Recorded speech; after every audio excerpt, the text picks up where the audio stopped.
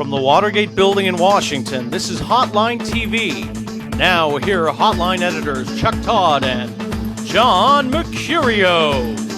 Welcome back to Hotline TV. I'm John Mercurio, here with Hotline blog guru, Con Carroll.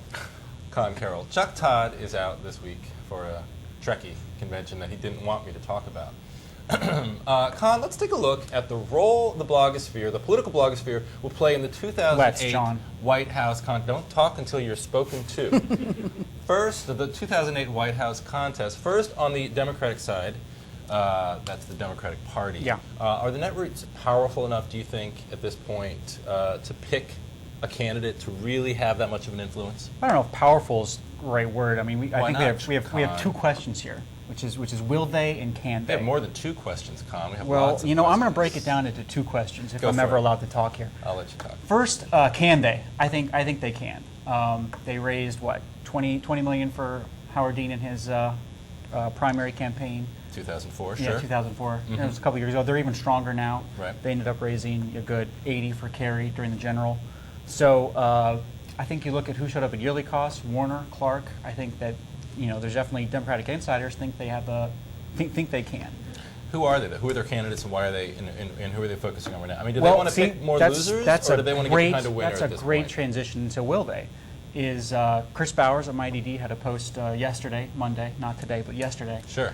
He was talking about how divided the lefty blogosphere is going into the 2008 primary, Right. and that they did not have a standard bearer this cycle, like they did last time with Howard Dean, and how that might dilute their power. So, you know, can they? Yes. Will they in time to defeat Hillary? That's up for debate. I think it's yet to be determined. Right, and so is the field. All right, let's talk about the Republican side. Things are a little bit different on the right side of the blogosphere. Tell us about that. Tell us about what's going on. The whole sort of Republican or conservative or whatever you want to call it, the right side of the blogosphere has been a little bit less developed over the past 2 years, primarily because they've been the party in power. Without a doubt. I mean, it's somewhat unfair of them to point this out, but a group of variety bloggers did get together and try to raise some funds for conservative candidates. They called it Right Roots. And the lefty blogs, they ended up raising $5 million for their candidates in 2006. Not a drop in the bucket, but still a good sum. But when you compare that to what the righty bloggers did, they only got together $300,000. Right. So if you just want to compare, which isn't because there isn't access to money there. It's just because there's sort of less of a developed mechanism for doing so. Well, not only is it less of a developed mechanism, but you just don't have the same amount of people devoting the same amount of time to it. On the left side, you have a whole bunch of bloggers, the Netroots, that are developed full-time to doing it. Daily Cost is doing it full-time. You got the three guys at MyDD, Chris Bowers, Matt Stollermites, Jonathan Singer. They're doing it full-time. Atrios, America Blogger. On the right, you really don't have anyone doing it's an activist role full-time. You have, you know, right-wing news. He's supporting himself. Eric Erickson at Red State does that full-time. But the rest of Red State's commentators, they're not doing it full-time. Right. And so instead you have the leading people on the right, like the Hugh Hewitts, the Instapundits. Hugh Hewitt's more of a talk show guy. Instapundit's, you know, a law professor. He's just doing it more of a hobby, and so they're not have the same dedication that the left does. Right, which is interesting because that was sort of what I think got the Republicans.